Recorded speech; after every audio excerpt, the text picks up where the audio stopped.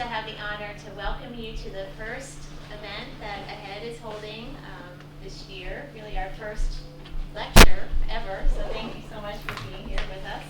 AHEAD is the Alliance for Higher Education and Democracy, and AHEAD is really dedicated to advancing the public purposes of higher education.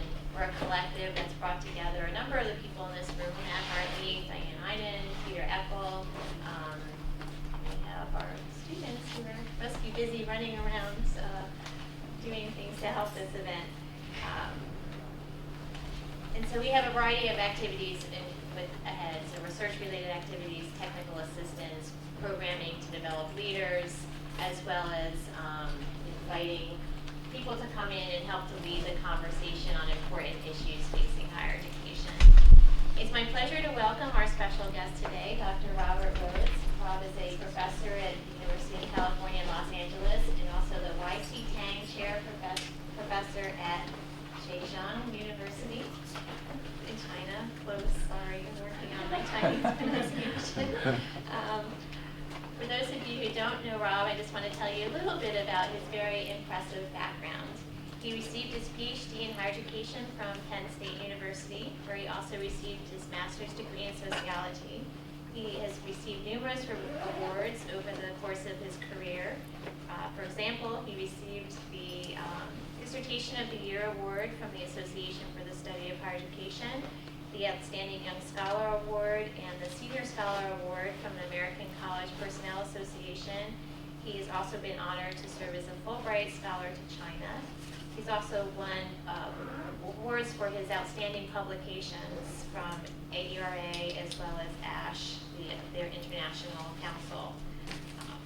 And that's not the book he's going to talk about today. Another fine contribution, his book on globalization, which I highly recommend to you as well. Rob's work is so impressive on multiple levels, so certainly you've produced so many important works over time, but you've also selected topics, I think, that are just so important to the field of higher education in many ways on the leading edge in terms of the issues that we as a field should be considering. One great example of this is your important work about China. Rob has spent a considerable amount of time learning about China, learning the language, spending time living there, and so has really an impressive understanding of the important issues that we should be thinking about. His research interests focus on globalization and university reform, the intersection of social movements in university life, and the democratic potential of universities and their key actors. Today he's going to speak on one of his new projects. So thank you, Rob. Thank you. It's a pleasure to have you. Thank you. Thanks, Laura, for the great introduction and for inviting me here. I feel like I've come home in many ways. Some of you know I'm from Western Pennsylvania and grew up in a little town called Grove City, Pennsylvania. Went to Slippery Rock University. Eventually went to Penn State. But my first academic paper was presented at the Penn Ethnography and Education Forum that Fred Erickson used to run. I guess a block or two away from here on Walnut, right? Yeah.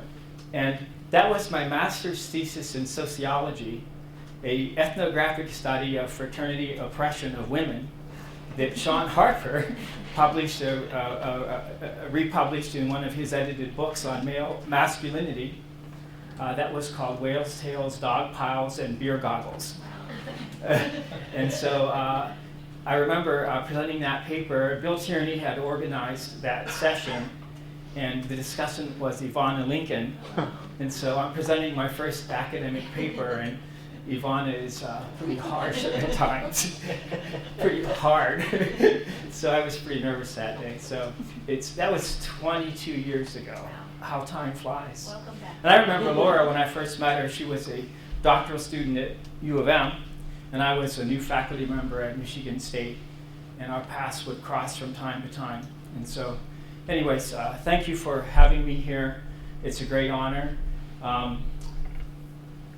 The title of my talk is basically the title of the book, China's Rising Research Universities, A New Era of Global Ambition.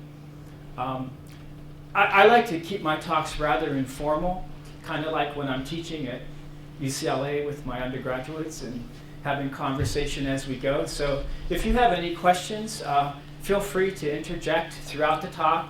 We don't have to get through all of my slides. The important thing is to have a great conversation and learn from one another. So my three co-authors are professors in Beijing. Wang Xiaoyang is a professor at Tsinghua University. Shi Xiaoguang is a professor at Peking University, also called Beijing University, or in China, Beida. And Yongsai Chang is a professor at Minzu University. And so they were key in developing this book and helping me gain access to sites, helping with some of the writing. Most of the writing is my own, but they also contributed in significant ways. So a little bit of background about me in terms of my interactions in China. I started to go to China around 2004, 2005. My first affiliation was with Guangdong University of Foreign Studies, one of three famous foreign studies universities in China. The other two are in Shanghai and Beijing. This one is in Guangzhou. It's known as Guangwai in Guangdong.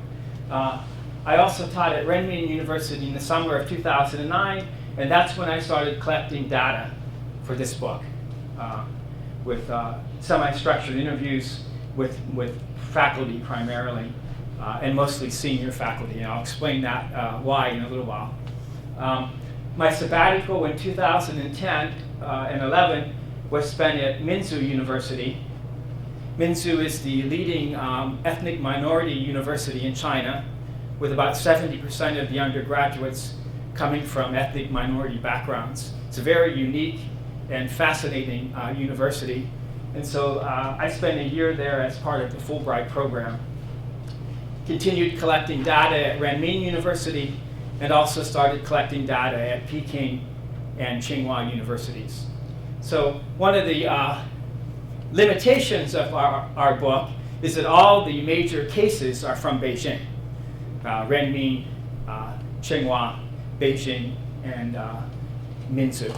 On the other hand, we controlled for geographic variability. So as everyone in this room knows, research is a series of compromises, all right? And when it comes to ethnographic case studies or qualitative case studies, issues of access and doability are often quite prominent in your sampling.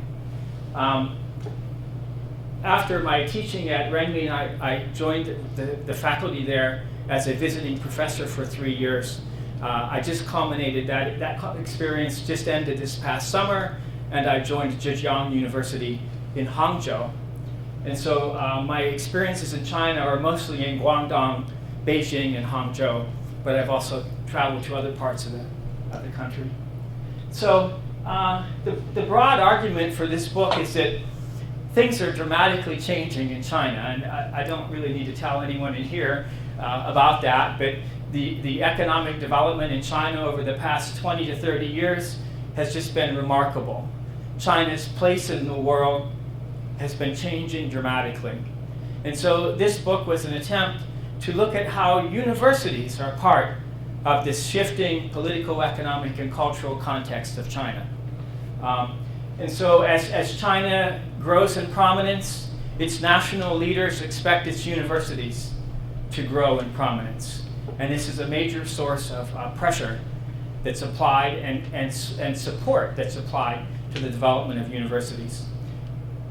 A primary concern is elevating the research quality and capacity of leading universities in China, roughly 100 universities. I'll say a little bit more about that in a little while.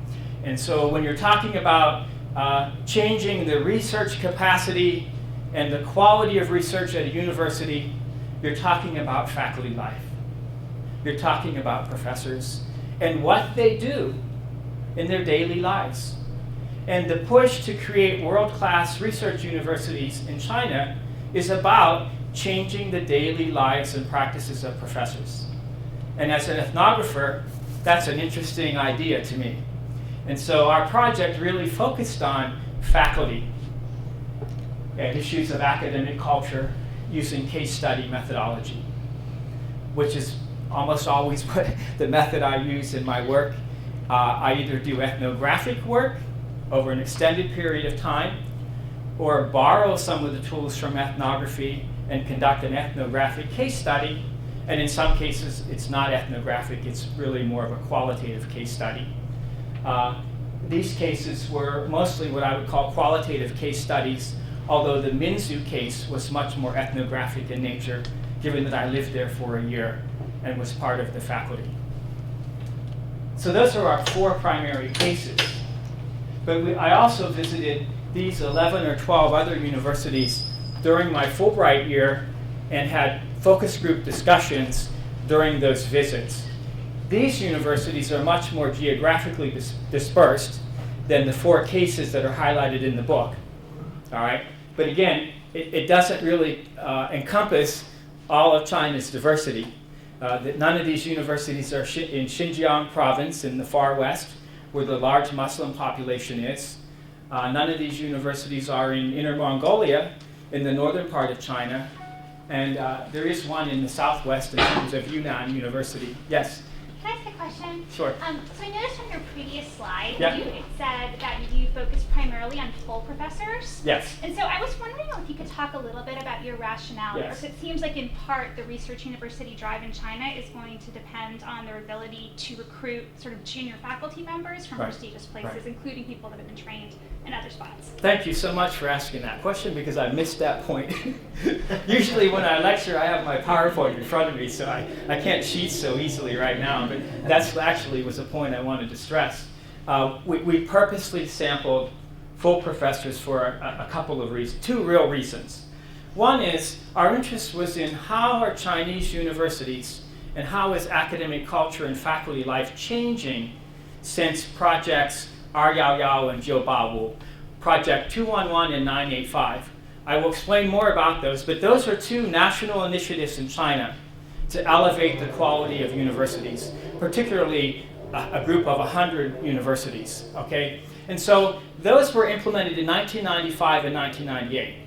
So to analyze the effect of those quantitatively, we would do pre and post tests, longitudinal studies, etc. Well, that's not the kind of work I do. How would you do that ethnographically? Talk to people who have been here, been around since then, who can make observations and analysis, basically become your teachers. That almost requires you to target, in terms of your sample, higher ranking professors who have been around for a while. So that's one reason why we chose Zheng Jiaoshou. That means that's basically full professor in Chinese. They're the ones who chair dissertations, all right? So they've been there for 10, 15, 20 years, longer in some cases. The other reason, some of the questions in the study have sensitive elements to them, especially the study at Minzu. Minzu University focuses on ethnic diversity issues. Ethnic diversity is a very sensitive topic in China. My experience has taught me that assistant professors in China don't have a lot to say about any question relating to anything like academic freedom, ethnic diversity, issues of institutional autonomy. They tend not to elaborate a great deal on those questions, whereas full professors in China have a greater degree of academic freedom and security, and they're more likely to comment and have a conversation with you around a number of these issues. With that said, many of them are reluctant to talk when you turn on your digital recorder. And so most of my insight, to be honest with you, was gleaned at lunchtime over 4 or 5 bottles of beer and some good food and establishment of a little bit more trust. In most cases, my interviews actually were preceded by 2 or 3 dinners or lunches, establishing an issue of trust. That's a big issue everyone knows in qualitative research. It's an even bigger issue when you're an American and you're interviewing Chinese scholars. Now, some of my Chinese colleagues also did some of the interviews. They had less of that issue to deal with than I did. But 2 reasons why we focused on full professors. Their vision over an extended period of time and their ability to be more conversational about hot topics. Thank you. again, questions can come up as we go. Sure. I have another question. My name is Aviva, by the way. I'm an EDD candidate in the Okay. higher ed program. I had the opportunity to visit China over the summer, so I have some sense of the culture, though I haven't spent extensive time there. And my perception is that because of the communist culture, people might be reluctant to speak out about issues. So I was wondering if you're going to go into any perceptions about academic culture in China that may differ from Western or American perceptions, and sort of what the desire is on for the Chinese professors to have more free speech, and if they even feel at liberty to say that they want to have more free These speech. are very important topics. One of the things I found is that when I give talks about my research in China, that sometimes it's helpful to provide some background about the structure of higher education in China. And I have a couple slides coming up where I'm going to go over some basic differences, including the role of the party in running the university and the implications of that. It's really not central to my research, but audiences often need to know about that. So I'm going to talk about that. All right, thank you. Let's see. So these are some of the universities I visited. These were what Bill Tierney and Estella Bensabon, my two mentors at Penn State, used to call drive-by ethnographies or drive-by case studies. It's like a 2 or 3 day visit. You gather as much information, you talk with as many people as you can, you learn something. All right? So these were more of that kind of studies. So of course a lot of authors in recent years have been talking about China's rising place in the world, not just in terms of higher education, but in terms of other arenas. Most of you are probably familiar with the first book, and some of these are rather apocalyptic in nature. There's kind of a quality to them, I think. When China rules the world, the dragon and the elephant, which is an interesting twist here, the elephant and the dragon. India and China, China and India. All right, so the world is changing. We all know that. Exactly where China is going to be, what kind of player China is going to play in that world is yet to be figured out. But certainly China's prominence is much greater than it was 20, 30 years ago. And so the question then becomes, what about its higher education institutions? What's changing there? So thank you for your question. I mentioned that lots of times when I'm giving talks about my research, I also need to provide some background information from time to time about some basic structural differences in Chinese higher education compared to, say, US higher education. And so this is my slide for that. Compared to US higher education, I mean, US higher education predates the US, right? Harvard, 1636. Every grad student knows that, right? All right. There was no such thing as the U.S. when American higher education was actually founded. All right. But in China, universities are relatively young. Most of Chinese universities were founded in the 1900s. Most of them in the last 40 to 50 years. That's relatively young for a university or institution of higher education. All right. Also, they're co-run, except with one exception, the Minbans, the semi-private sector. The universities are co-run by the party. Every major administrative office at a university in China has a party official who co-runs that office. When I was in the School of Education at Minzu, I had a dean and a party secretary, Dong Shuji, all right? I got in trouble with my party secretary because every time I went around China, around the country giving talks, I emailed the dean. I'm going to Kunming to give a talk on American higher education, all right? Well, one day one of my graduate students came into my office and she said, Dong Shuji is very angry with you. And I said, why? And the graduate student said to me, well, she's in charge of international affairs, not the dean. And every time you send the dean a note about where you're going, she gets upset. I said, oh, so we went to lunch, had some beers, and had some great food. And from then on, I was always sure to send her the email, not the dean. All right? So this is quite common. The dean and the party secretary co-ran the School of Education, the Department of Education. They had different responsibilities, but they were equals. This is true in almost every major office in China, including the president of the university. So the party is actively involved in co-running the university. As you can imagine, that can be problematic at times, all right, around issues of autonomy, academic freedom, etc., because the party is essentially the government. The party is the government in China, all right? So that's very different. So when you talk about shared authority in China, you're talking about the party and the administration. When we speak of shared authority in the US, we speak of the faculty and the administration, right? All right? So that's a very different structure in China. Where are the faculty in that? Well, they're what Gary Rhoads would call a managed resource. The faculty are managed, all right? That's very different. Competition among students is intense to get into the universities.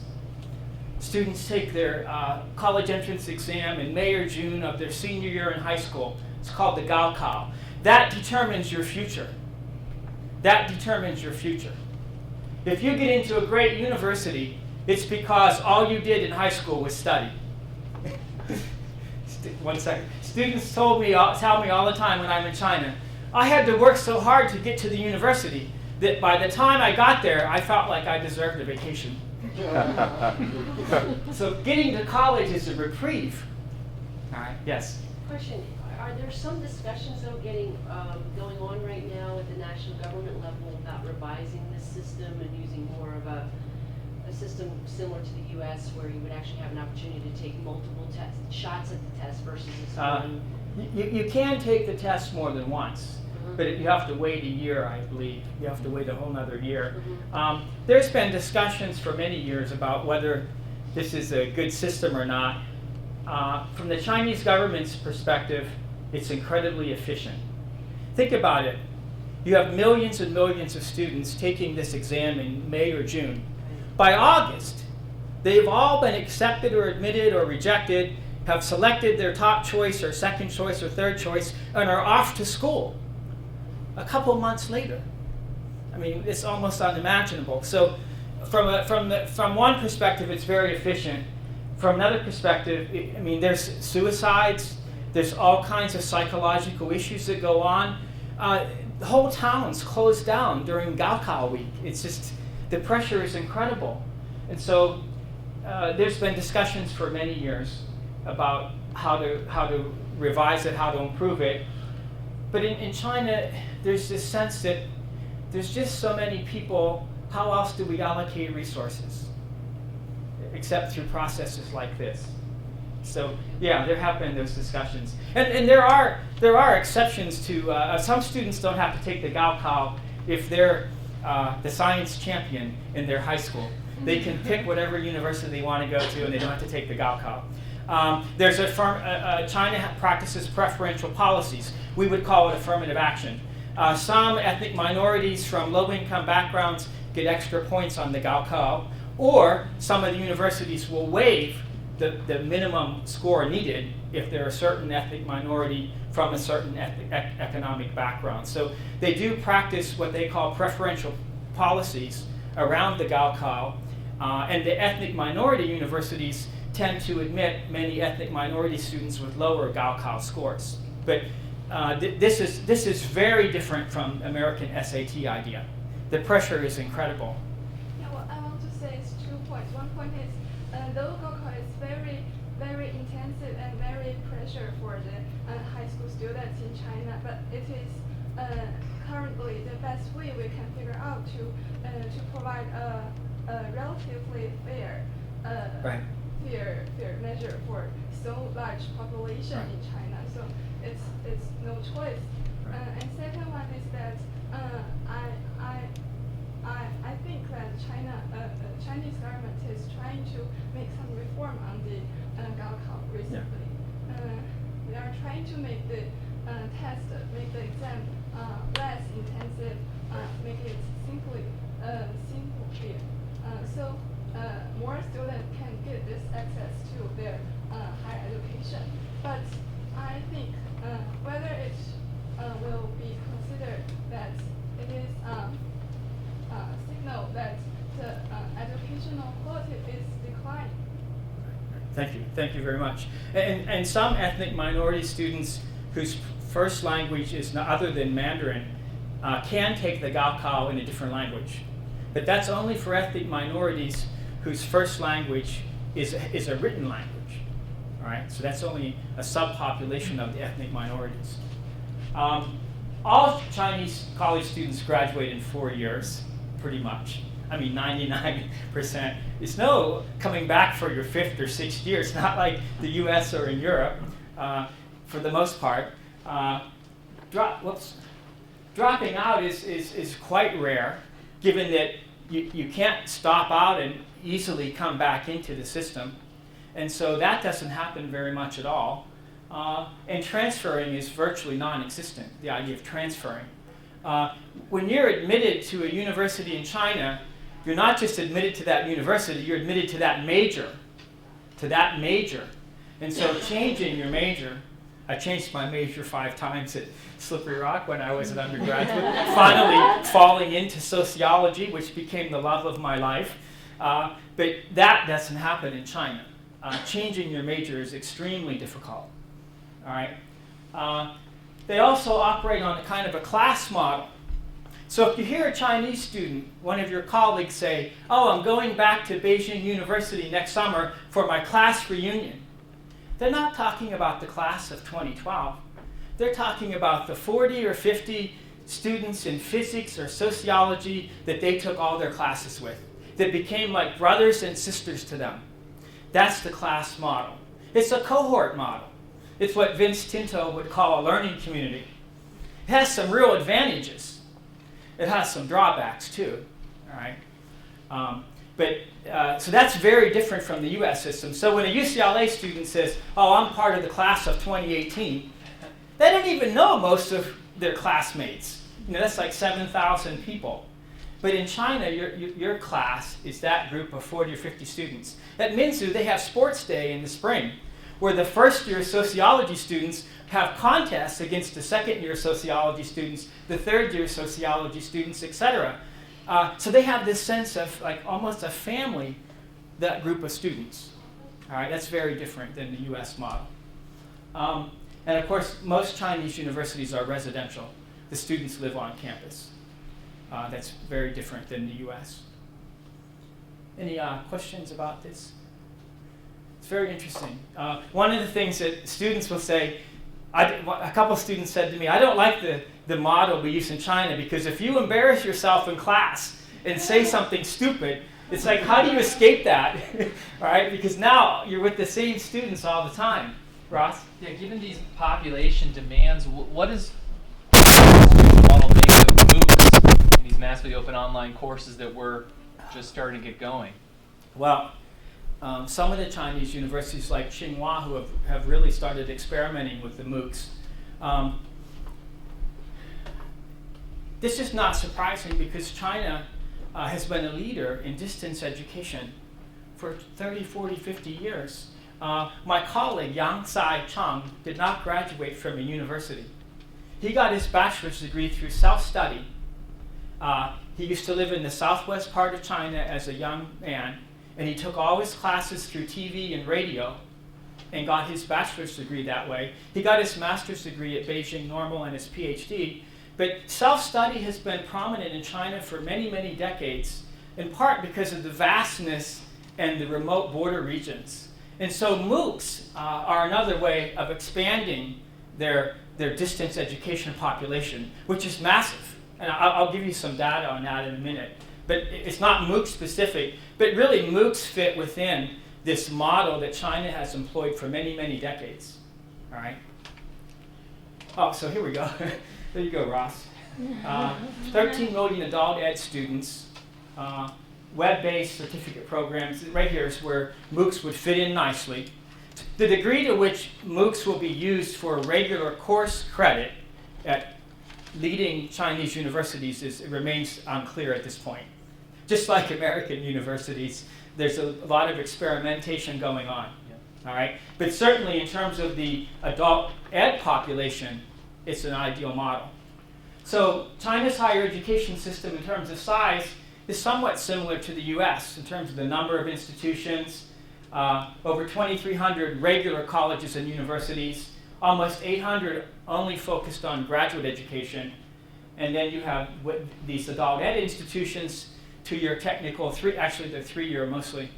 These would be more comparable to US two-year for-profit technical schools and community colleges. They don't have the idea of community college as we have it, where you can go there and maybe transfer to a four-year university. That idea, that's not a possibility in China. And then they have relatively recently, in the last 15, 20 years, what's called Minban, people-run schools.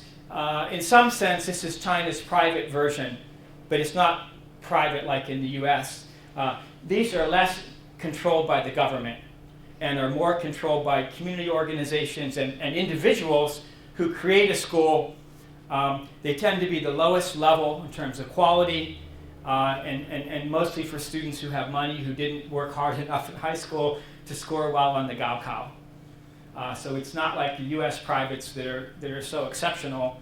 These are not really high quality, and they're relatively young.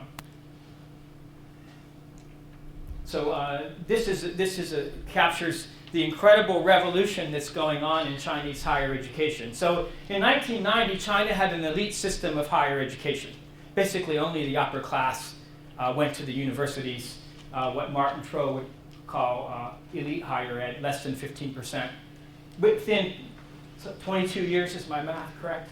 Within 22 years, China has gone from 5% to 30%. That's unimaginable in terms of the size and the number of students you're talking about. That's just incredible. 5 to 30% in 22 years. What's confusing to me and to a lot of higher ed analysts is, where are they going? Because one of the biggest concerns in China, one of the biggest concerns of the Chinese government is employment and the employment of college graduates. If China keeps going up to maybe mass higher ed, over 50%, where are they going to find jobs for all those college graduates? And if they can't, does this create social disharmony? One of the biggest concerns of the government. So it's not clear to me, as a scholar of Chinese higher ed, where they're going. So I don't know if this is going to keep going up and up, or if they're going to stabilize it at some point. It's not clear. All right? The latest report is about 6 million university graduates. It's very difficult for them to find a job. Yeah. The Chinese government keeps very good data. Unlike in the US, we have no idea. It's like, well, I don't know, what does Penn say? What does UCLA say? But in China, the government keeps very good data on the college graduates and whether they get jobs. And I know when I was there a couple years ago, they were trying to get more of them to go into the rural countryside or the military. They were trying to, as another form of employment, because having a high percentage of college graduates unemployed is not good for social harmony from the perspective of the government. Yes? Just want to clarify, are these rates strictly Chinese students participating in Chinese higher ed, or is that worldwide higher ed participation? I'm not sure about that. Students? I'm not sure about that. But those going abroad would be a very small percentage compared to those staying at home. But I don't know for sure. Okay, good question. Certainly there's more going abroad than in the past.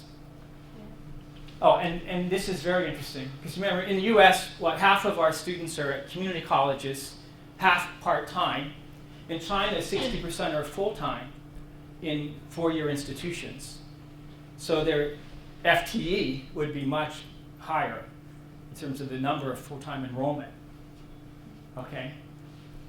Okay, so how about some basic background about faculty? All right, so I mentioned earlier that faculty are mostly a managed resource. All right, the administration is kind of in charge of them. All right, now maybe that's sometimes true in the U.S. too. Maybe it's getting more true, but generally we don't think of ourselves that way, especially at elite universities like Penn, right, and at UCLA. We think of ourselves as being pretty autonomous to a certain extent. Universities have traditionally been teaching universities.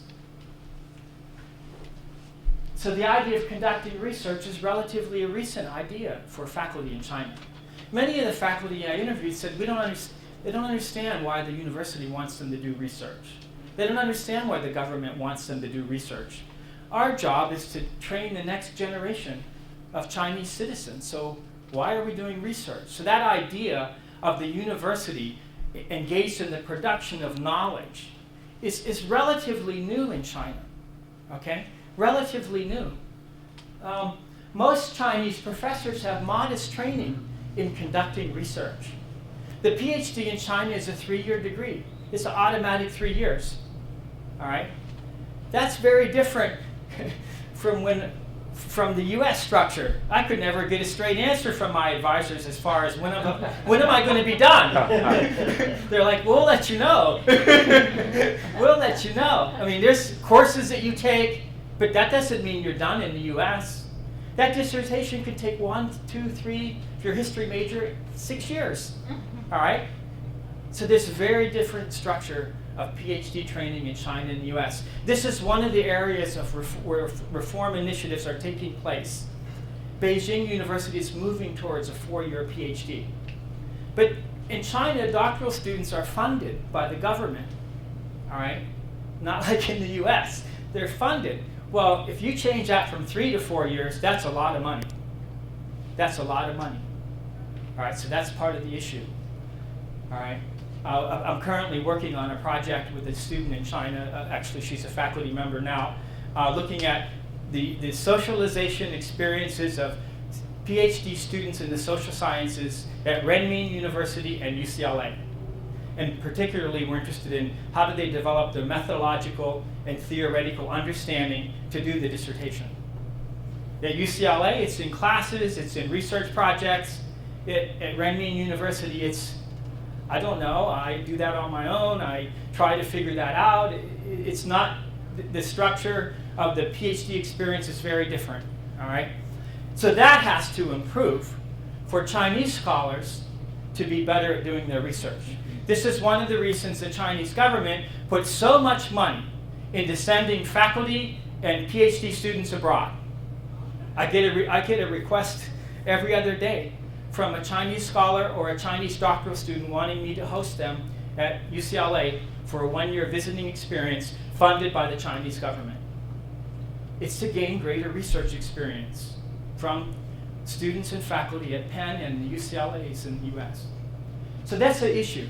Because if you want, I had a lot of faculty tell me, so the university now wants me to do research, empirical research, in order to get my next promotion. I was never trained to do research. I was trained to be a teacher. So some of them are really struggling in this new context of having to do research. One of the recommendations in the concluding chapter to the book is faculty development around issues of developing research competencies and research skills. Some faculty need those. You're less likely to see that at Tsinghua and Peking University. So the effort to reform universities and to emphasize research is really a top-down movement from the government, from the university administration. It's not a grassroots movement to let's start doing more research like the professors do in the US or in Germany or the UK. It's really imposed from above. And everyone in this room knows that that doesn't always work. Because when you're talking about the day-to-day lives of faculty, academic culture, it's not easy to force change on that in that environment. All right? Confucianism continues to have a powerful influence at the universities in terms of the relationships between faculty and students. I actually really enjoyed some aspects of the relationships in China between faculty and students. One of my colleagues was having treatment for a cancer in a hospital in Beijing, and I would go in and see him, and every day his doctoral students were in there taking care of him, because to them he was their father, like their second father. Now I know that there's a lot of potential negative implications for those kinds of relationships, but there is a really positive aspect to the even the classroom behavior and interactions that in some sense goes back to the Confucianism tradition and how a teacher is revered. There's also great limits on academic freedom. This is one of the major criticisms in the end of the book in terms of the issues that we raise. And again, I talked earlier about, so if the government, if the party is everywhere and is part of the decision-making apparatus of the university, so I better be very careful when criticizing the party. In fact, that's the line you cannot cross. In fact, when in writing this book, I was constantly talking to my colleagues and like, well, what can and can't we say? You know, what's the line? And they said, you cannot criticize the government or the party. And I said, okay, so when we criticize the university for not having enough autonomy, is that criticizing the party then? And so it's not really clear. And so I do know that foreigners have greater leeway than Chinese scholars living and working in China.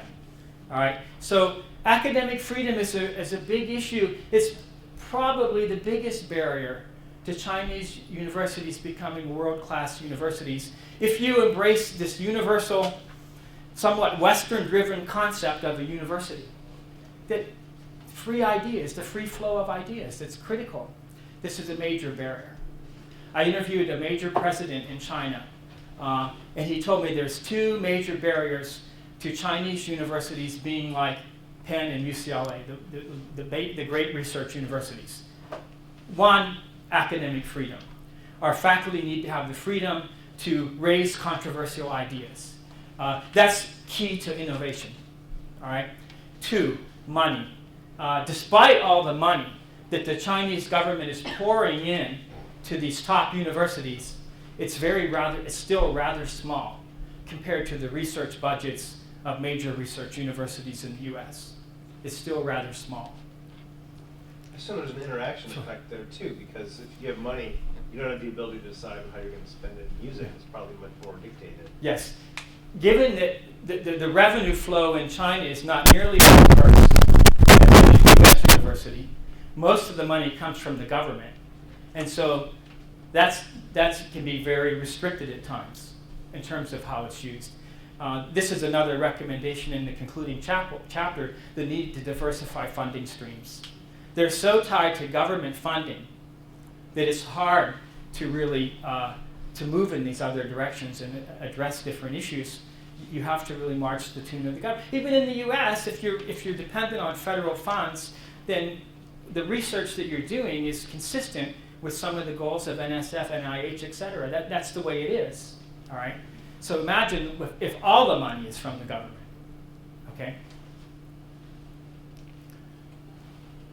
So a key part of our argument is that China is really in a new era of university reform, and that it's no longer about learning from the outside world. It's about assuming a leadership position in the outside world, consistent with some other national priorities in politics, culture, etc.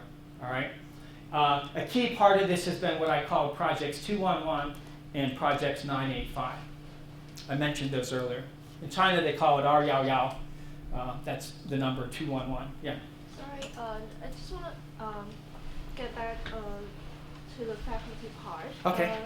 I wonder if you could talk a little bit about the pedagogy used by the faculty in Chinese university, because I feel like when you mention the focus is on teaching, and when you mention the research innovation, I feel like because for me, I did my undergraduate in China, and I feel like most of the classroom still dominated by the lecture. So Yeah. I feel like the pedagogy used by the professor had some influence on the research innovation too. So can you talk a little bit about that? Well, the teaching tradition in China relates to a great extent to Confucianist tradition. And in Confucianism, the teacher is the master, and the pupil is the silent listener, all right?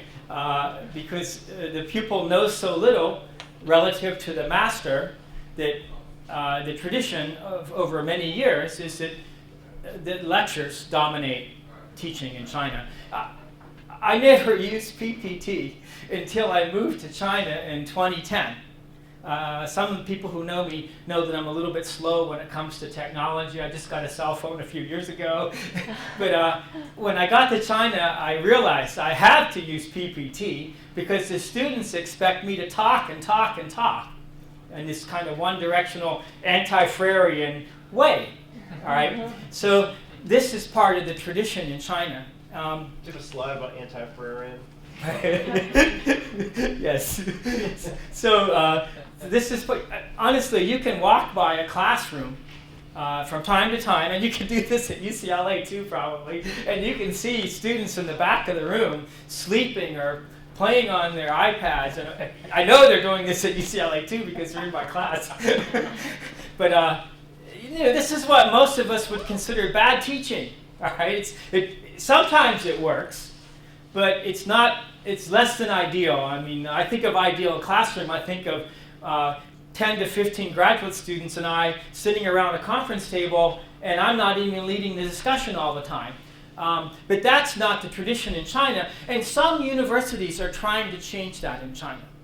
But it's very difficult because when I taught at Minzu University, every classroom was almost the same, and everything was bolted down, and it was almost like a chemistry lab. And so it was hard for me to really challenge that, and sometimes the students weren't even so comfortable taking lead from time to time. Now, again, I don't want to overgeneralize, and I may be running the risk of doing that because when I was at Guangdong University of Foreign Studies, a foreign language university, the language teachers there were keenly aware that that's not how you teach language.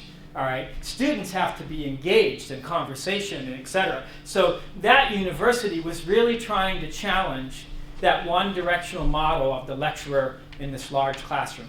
All right, but that model was still quite powerful in China, and it arguably can be an obstacle. But the bigger issue for me is the epistemological foundation that's embedded in that model. That the teacher is the authority, and the student is the neophyte who knows nothing. All right, I'm a critical pedagogist, and so the thing we always try to do is undermine the authority of the teacher to empower the students to question the teacher.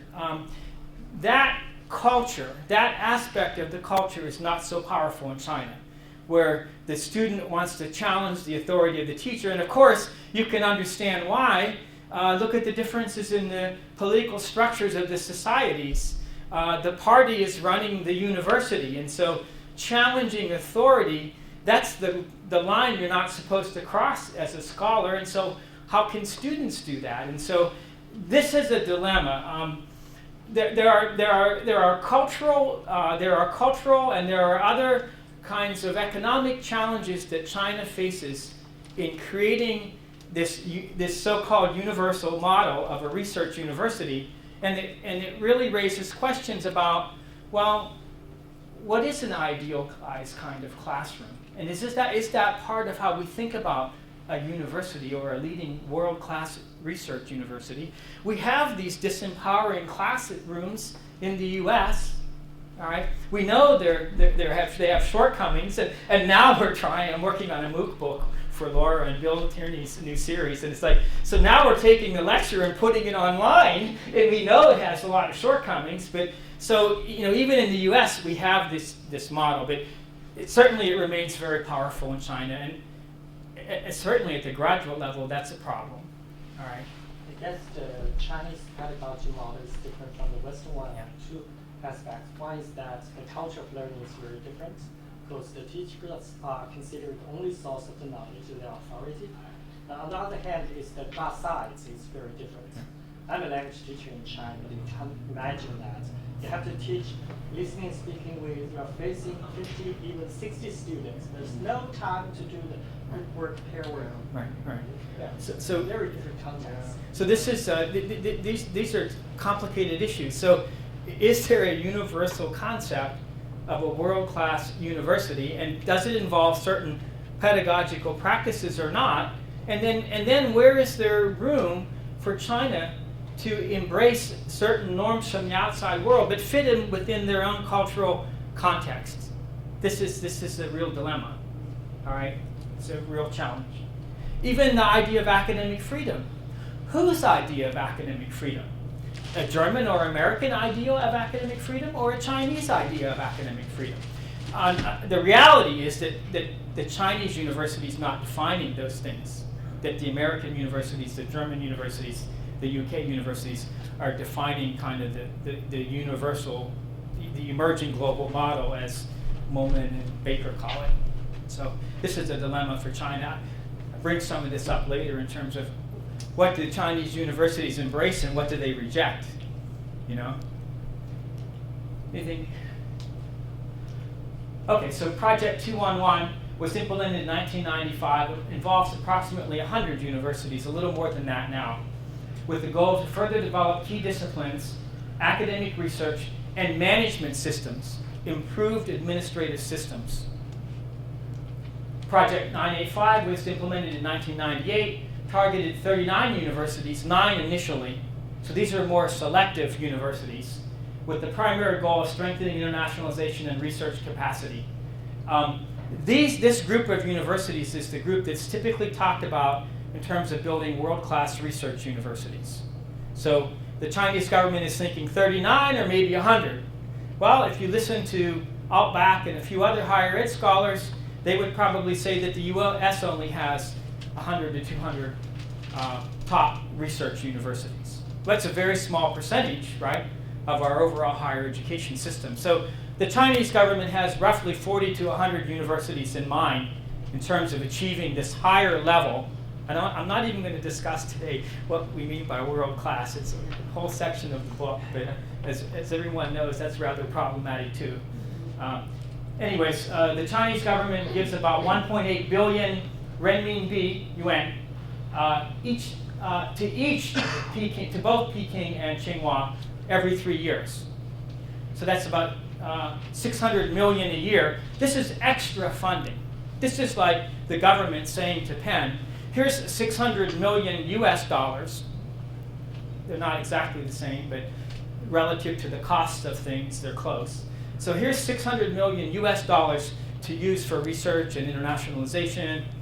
Here, there's a truck pulling up with cash, and it's coming in cash. So that's a different problem. All right.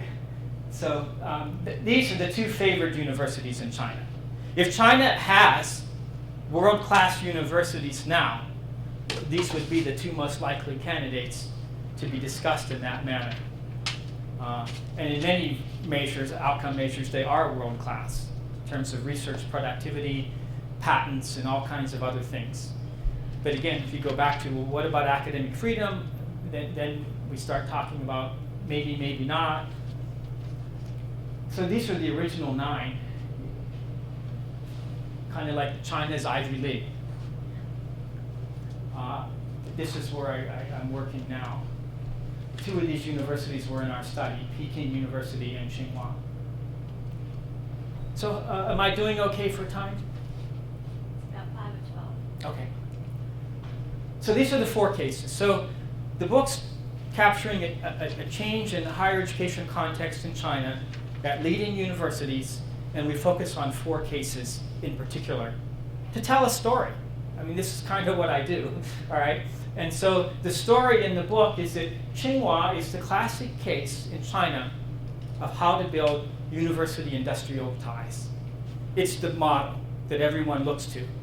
It's the MIT of China. When I lecture in China, I say, you know, in the US, we call MIT the Tsinghua of the US. But this is like MIT is to us in the US. It's also very loyalist. Xi Jinping, Hu Jintao, many Chinese leaders graduate from this university. Compared to Peking University, which is more of a liberal university, the graduates are less likely to work in government. In fact, there's a Chinese saying that the graduates of Tsinghua are more likely to be in the government, and the graduates of Peking are more likely to be in jail. It's an over-exaggeration. It's over-exaggeration. You don't tell that to the government, though, right? Right, no. That's a dean joke, right? Yeah, exactly. But some of the major reform movements in China have been led by students and faculty from Peking University, and most notably Tiananmen in 1989. But even before then, the famous May 4th movement in China in 1919 was led by many of the students at Beida, Peking University. Renmin, the thing about the thrust of the discussion about Peking in the chapter is the reform of the academic personnel system in the early 2000s. It's called the culture war in China. It was when the university and the government decided that the faculty system for hiring and promoting faculty needed to be reformed. And there was a major struggle that took place at Beida, Peking University. And the administration and government didn't get everything they wanted, but they got a lot that they wanted. And that changed the way faculty were recruited and hired and the way they were promoted. Basically, in the past, it was tied a great deal to what in China we call guangqi, social capital, networking, friendships. And so if you wanted a faculty job, that's how you did it. You wanted to be promoted, that's how you did it. That has been reformed to a great degree. So now there are more bureaucratic processes for conducting a search, recruiting a new faculty member, hiring a new faculty member, and promoting faculty. It's a fairly rigid process now for promotions in China. And it all kind of came from Beida. You know, most of you are probably familiar with the concept of institutional drift or institutional isomorphism. In the US, we always say, oh, everybody wants to be like Harvard. In China, everyone wants to be like Peking. And so when Peking reformed its faculty hiring and promotion, it spread throughout China in significant ways.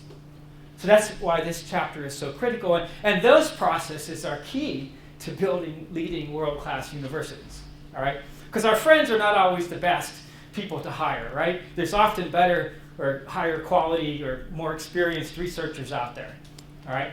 At Renmin, that case focuses on internationalization and how are Chinese universities internationalizing. What does that mean? What does that look like? And then my favorite case, because I spent so much time there, was looking at Minzu University. And here I really raised a challenge.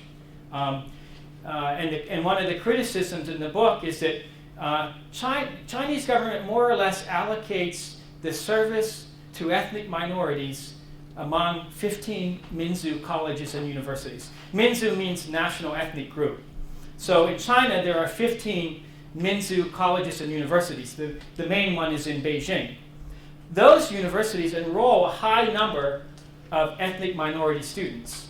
Think of those as kind of being like historical black colleges and universities in the US and Hispanic serving institutions. But in China, that's kind of seen like, well, that's their job. Peking University doesn't have to do it. Can you imagine, think about it, Penn or UCLA saying, oh, we don't have to worry about minority issues in the US because we have HBCUs and HSIs. So one of the things we push on in the conclusion is that the issues of ethnic diversity and access cannot be compartmentalized within the Minzu college and university system.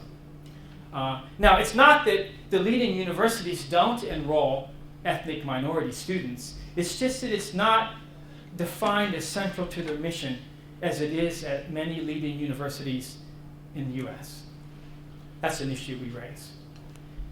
So this case actually looks at the struggle that Minzu University continues to face in maintaining what we would call a public good mission that doesn't generate much revenue against this pressure to become a leading research university and connecting your research and academic programs to marketization. That's the pressure that's discussed in that chapter. It's the same pressure HBCUs are facing today.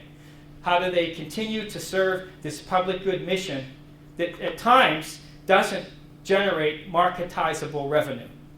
It's the debate we're all dealing with. What's the role of public funding for public good issues versus this increasing competition around commercialization, marketization? It's going on at this university even. The good thing is the government continues to fund this university at a very high level to support its ethnic minority mission, but it's becoming increasingly challenged. That's debated more and more. So then my remaining slides talk about each of these four cases. So I'll briefly go through some of these things. So Tsinghua School was founded in 1911. This is interesting, has very interesting history. So there was the Boxer Rebellion in China. The Chinese government had to pay restitution to some Western countries. Apparently they overpaid the U.S. The U.S. gave the money back to China in the form of creating Tsinghua School. The school was created to prepare Beijing high school students to study abroad in the U.S. So it had a very American curriculum, a very Western curriculum. Even the campus of Tsinghua, I had some photos, I took them off. My wife said, my fiance said, oh, don't put photos in your PowerPoint, it doesn't look scholarly. But anyway, so even some of the buildings at Tsinghua look like the University of Virginia buildings because they were designed by the same architect. There's a building, a famous building at Tsinghua, looks like Monticello. That's why. So Tsinghua was founded with this very strong American influence. As I mentioned, it's known as the MIT of China. It's known for producing red loyalist engineers, communist engineers, loyal to the government. All right? That's why so many party officials are from Tsinghua. Joel Andreas wrote a book about this topic. So again, this chapter highlights building university-industry ties. Tsinghua's University Science Park is kind of the thrust of the chapter. TUS Park is how it's called. Interestingly, there's a report that comes out every couple years of the 300 top corporations or organizations that have the most successful patents filed with the U.S. Patent Office. There's several universities on that list. The University of California is number one because, of course, that's 10 universities. All right. MIT is on that list. Stanford's on that list. There's only one non-U.S. university on that list, Tsinghua University. So there is some great innovation going on at Tsinghua, and they're putting a lot of money in it. Their technology transfer park is probably the nicest in the world. So this is all TUS Park. And you have Google and Microsoft and all these companies there with very free or low rent space. And the idea is to get them interacting with Tsinghua applied scientists and the key, graduate students. Because they have a lot of times they have the new ideas. And so this is an amazing park. And it's part of this mission. The other university who's comparable to Tsinghua in this university industry partnering is Zhejiang University in Hangzhou, home of Alibaba, by the way. Just went public recently. So that's what that chapter is about. This is just a little point here. In China, they tend to call the universities by the first name of the first syllable and then the first part of the second syllable. Dashui means university in China. So Renmin Dashui, to most Chinese, is called Renda. Beijing Dashui is called Beida. Minzu Dashui, Minda. It's just a little habit. It's part of the... And I was afraid that every now and then I've been saying Beida. That's why, Beida. So that brings me to Peking University and the Beida Way. The Beida Way is really about the pursuit of excellence in China with a touch of liberalism and reformism. Just a touch. The faculty at Beida are continually pushing the boundaries. Professor just last year was fired from Beida, probably pushed one of those boundaries too far. And so Beida is known throughout China for its reformist thinking, for pushing the boundaries of society, of Chinese society, typically in the direction of greater democracy. So many of the students in Tiananmen many of the student organizers at Tiananmen Square in 1989 were students from Peking University. That's an interesting little story. So one thing I didn't mention, all four of these universities are on the same street. All right? You can walk from Minzu University to the gates of Tsinghua and Beida, which are opposite each other almost, in probably 30, 40 minutes at a brisk pace. All right? There's about 50, I don't know, maybe 100 universities in what's called Haidian District in Beijing. The idea was, let's put all the students in a similar place so we can keep our eyes on them. All right? But that kind of backfired in 1989 because what if all the students decide to organize and you have 50 to 100 universities all right there? And so one of the reasons why the Tiananmen protests were so large is the size of the student population that's in close proximity, one district in Beijing. The amount of students is just incredible. All right? And you have the two top universities in China right across the street from each other. Large student bodies. Okay, so Beida is known for its reformist politics. So Tsinghua is known as the MIT of China. Beida is known as the Harvard of China. Yes? Sorry. So are the CCP administrators taking more of the progressive elements of the CCP, or is the CCP presumed to be monolithic in its approach? It's not monolithic. And if anyone's been following the rise of Xi Jinping and changes that are going on in China, right now there's a dramatic anti-corruption push in China. I read a few days ago there's been 4 assassination attempts of Xi Jinping because of some of the anti-corruption things that he's pushing. And so it's not a monolithic party. There are many tensions and differences of opinion and views within the party. I don't know if the more reformist and progressive party members would be those working at Peking. I don't really know the answer to that. I know that in recent years, while the party is pushing to end corruption, to challenge corruption, at the same time, there's been apparently, seemingly greater restriction on speech. And so those seem contradictory from a perspective of progressive politics, but from the perspective of securing and strengthening the party, they're not contradictory. Most Chinese are highly aware of corruption within the government and wasted money. And so fixing that problem strengthens the party. Curtailing some of the public criticism of the party arguably strengthens the party. So there's great diversity within the party in terms of political positions, but of course there's these constraints on how far we can push progressive and democratic politics. The notion of democracy that we might grow up with in the US might not look anything like that in terms of thinking of how we think about it in a Chinese context. And so I know that Beida is still seen as kind of a beacon in terms of progressive politics, but there's changes over time during different periods of time, and these days outspoken human rights advocates and some professors have faced some difficult issues.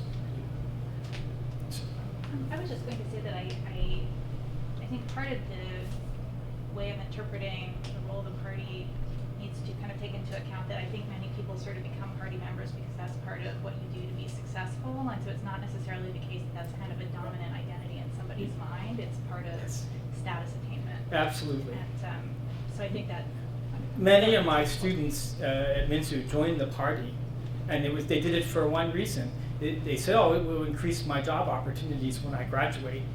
They didn't necessarily subscribe in any deep way to party ideology and politics. It's just kind of a way of life. If you join the party, it expands your social capital, your social networks, doors open that might not otherwise open. And so, yeah, I think that you might wind up as a party secretary in a department, but maybe it's not. Maybe your views about the role of the party in running the university may not be so central to what you do.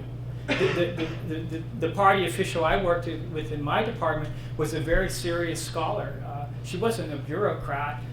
She did her own research and was a serious scholar. And so I think there is great variability. Good question, though. Okay, so the Beida struggle was known as the Culture War. It was about trying to reform the personnel policies and limit to some extent the role of Guangxi connections.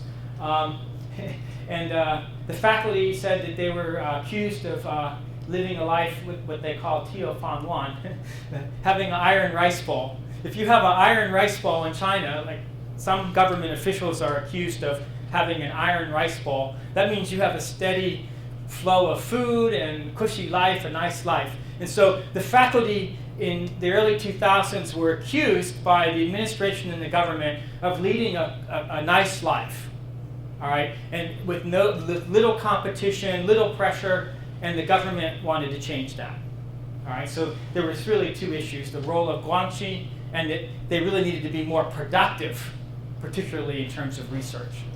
So this was part of the reform. The Renmin case focuses on internationalization. These are some of the themes. I'm not going to go through these. What I really want to highlight was the resistance that I heard from the most senior faculty at Renmin about mistakes that they felt the government was making. In China, if you're coming up for promotion or evaluation, and you've published in international journals, which would involve what language? English. You get more points. It's done on your promotion is a series of points that you accumulate. Publishing in an international journal in English gets you more points.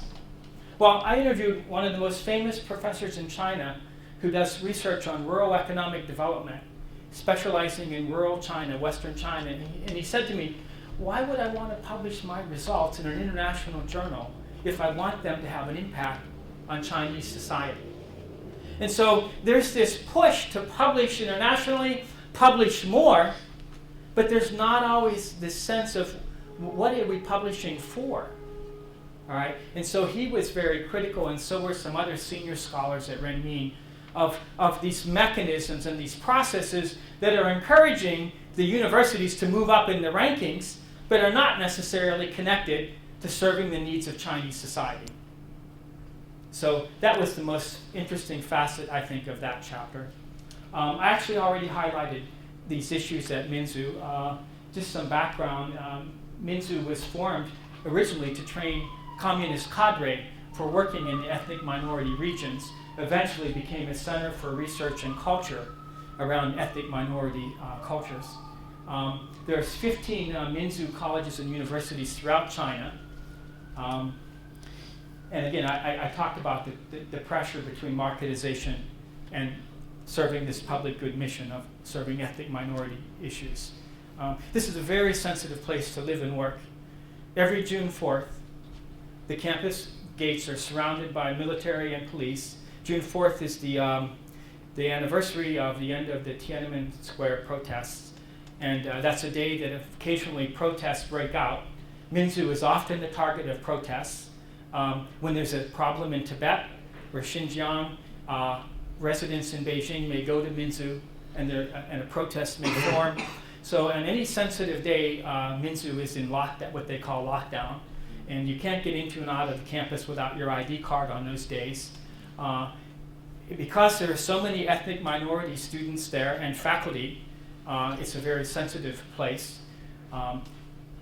Some of the professors at Minzu are very assertive and outspoken about their views toward the government and the government's role in ethnic affairs, especially in the border regions, and come into contact or conflict from time to time with government officials. And so even me doing my research there was very difficult.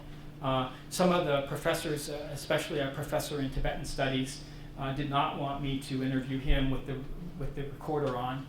And of course, for any of you who do the kind of work that we do, that makes it very difficult. But of course, you do the best you can then. But it's a very sensitive place, and I learned.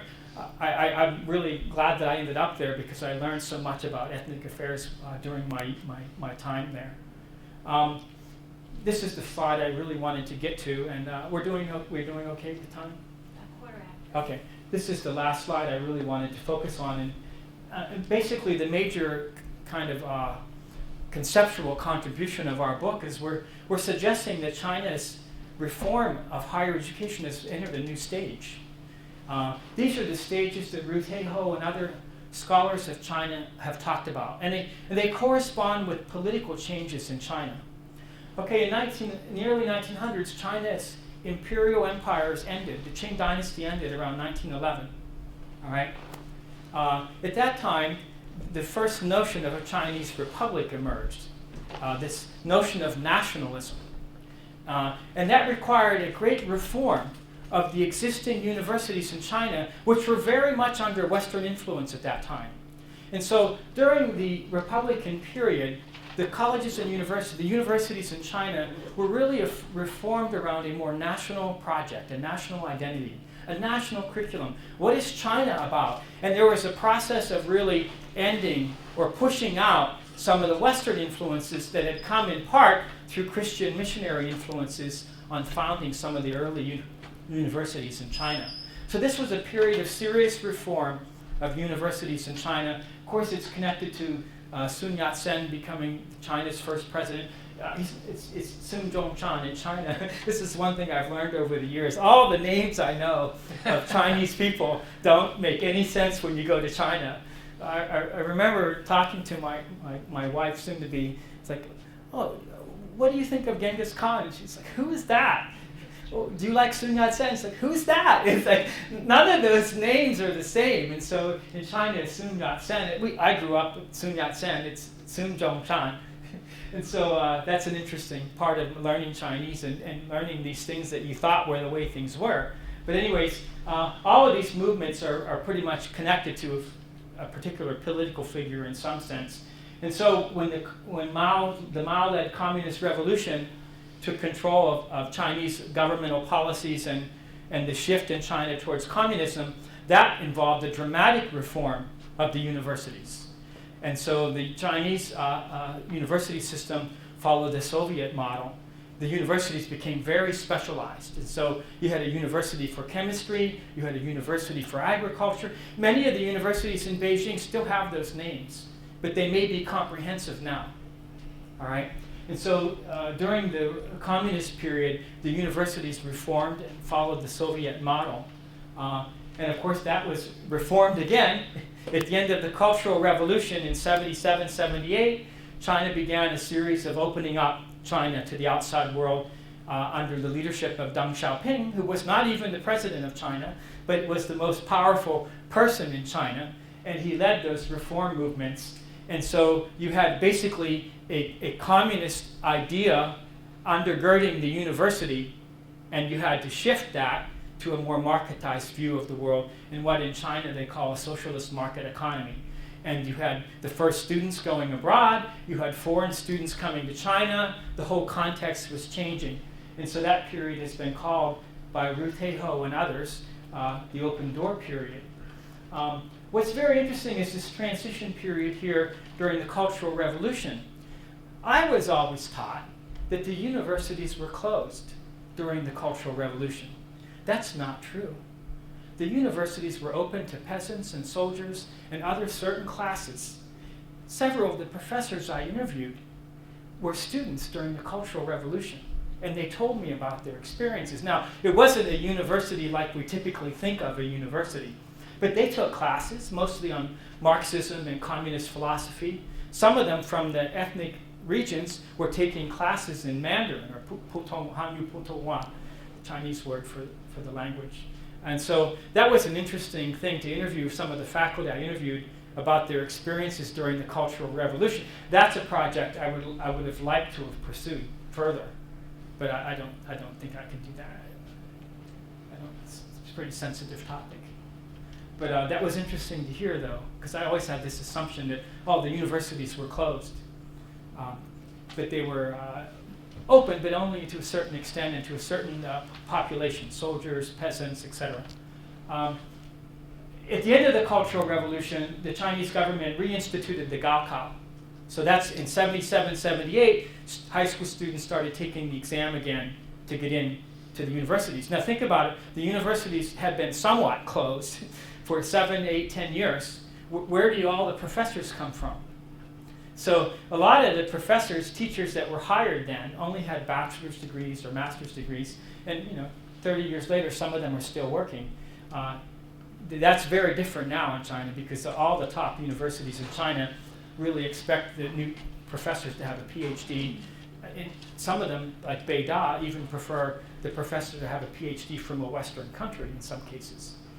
So the big contribution of our book is building this argument that China is in a new era. It's no longer about simply learning from the outside world. It's about being a leader in the field of higher education and in the development of research universities. It's not there yet, arguably, but that's where it's seeking to go. Thank you.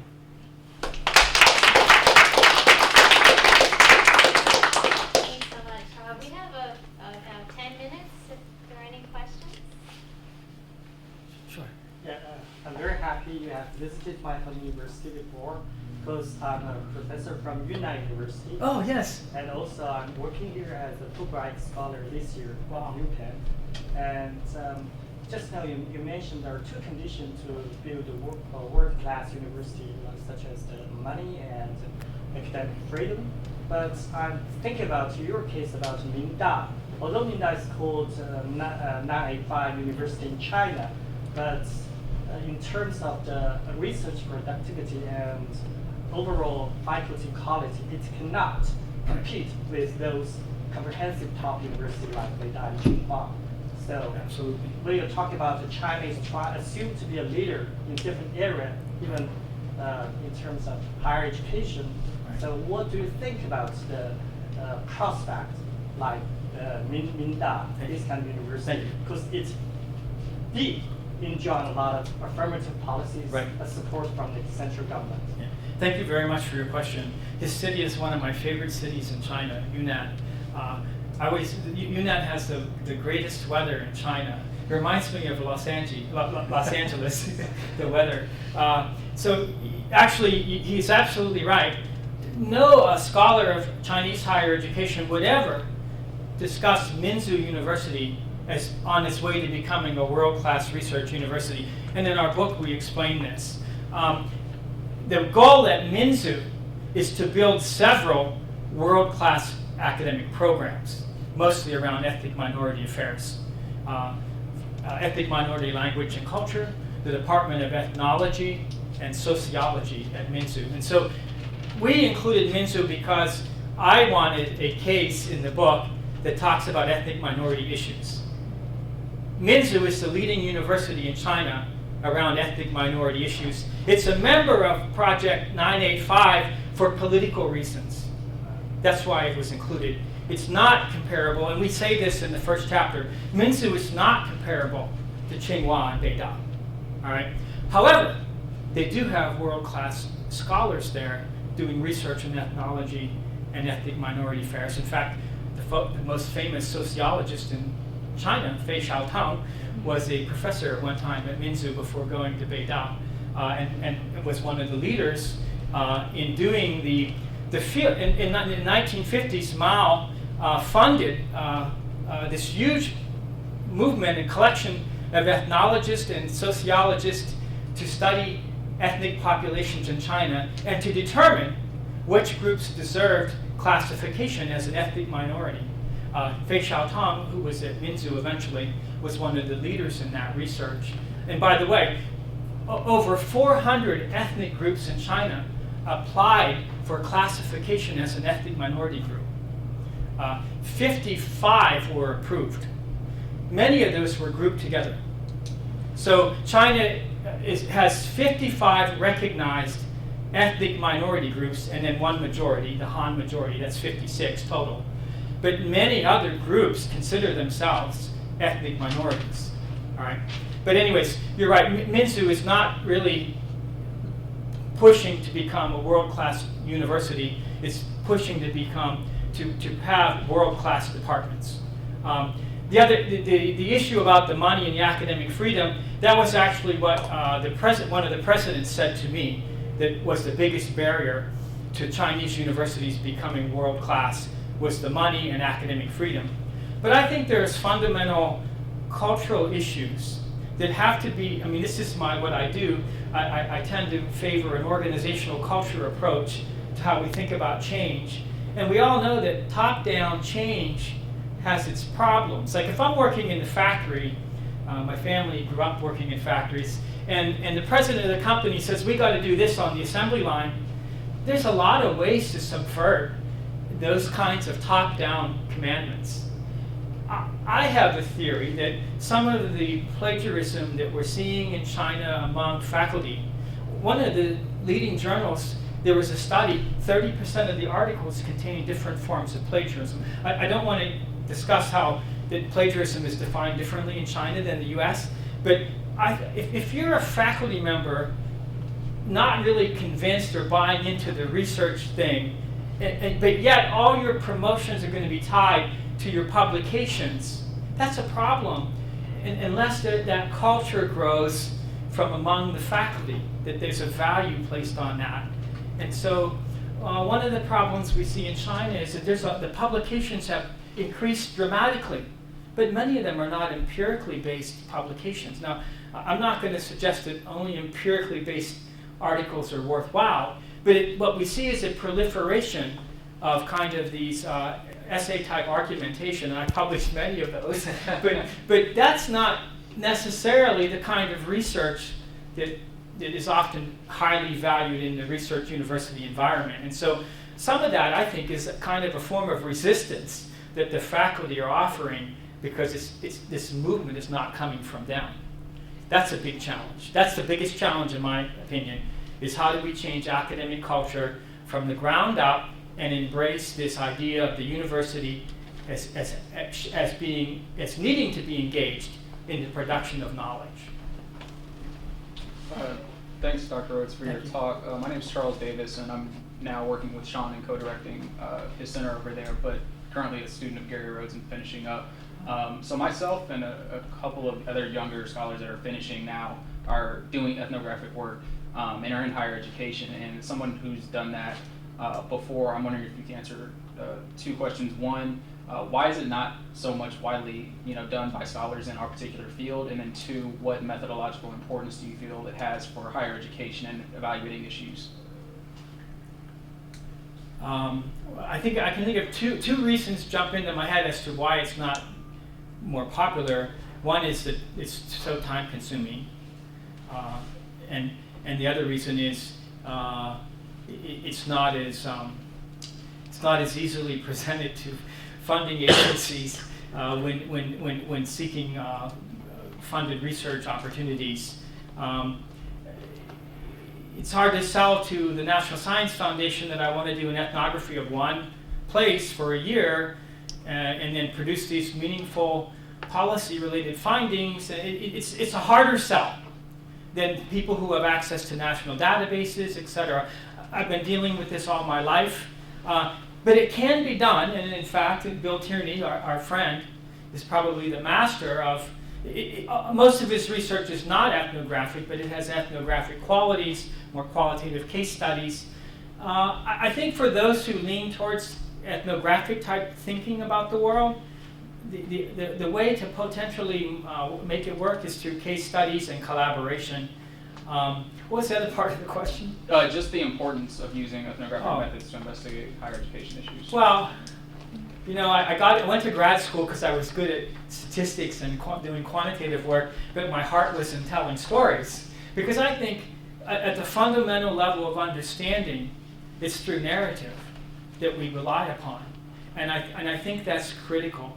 And I encourage you to continue to pursue this kind of narrative approach to how we understand things. I think we obviously need both, and we need mixed methods. But my biggest fear is that, and I talk to my graduate students all the time, I tell them, I don't think you'll be able to have an academic career like I had. I have not been a big revenue generating faculty member. But I'm not sure that they'll be able to do that because so much emphasis is placed today on getting money. It's become an end in itself. It's getting money. The old days, you had a research idea, and if you needed money, then you got money for it. Now it's like, oh no, you need to get money. So it's kind of different. But I think you can do it ethnographically, and I encourage you to pursue that track. Any chance you get to talk to Bill Tierney, I would suggest you do. But I think it's going to take collaboration and applying some ethnographic ideals and constructs to more case study kinds of approaches. And you can still do the ethnographic work. It's just not always going to be heavily funded. I found ways to do it. Take a Fulbright, there you have a whole year to collect data. And so, anyways, we can talk some other times. I hope so too. But I encourage you to pursue that. As again, that's the way I think about the world, is in more holistic ways, and not always in terms of independent and dependent variables and intervening variable. I don't think that way. I think in a different kind of way. I'm not elevating that kind of way, but I think we need a wide range of ways of understanding and doing research. Thanks. Unfortunately, we're out of time. There's clearly lots of interest in the things that you've had to say from a methodological perspective in terms of the many insights about China. I get the sense that the people in the room could sit with you all day long, but thank you so much for the time that you did have with us Thank you today. very much. Thank you. I would like to present this book to Laura. She's been a big supporter of mine throughout my career, and so I want to present her with a copy of this book. And I signed it for you, and I just want to thank you for all you've done for me. Thank you so All right, much. thanks. Really, pleasure.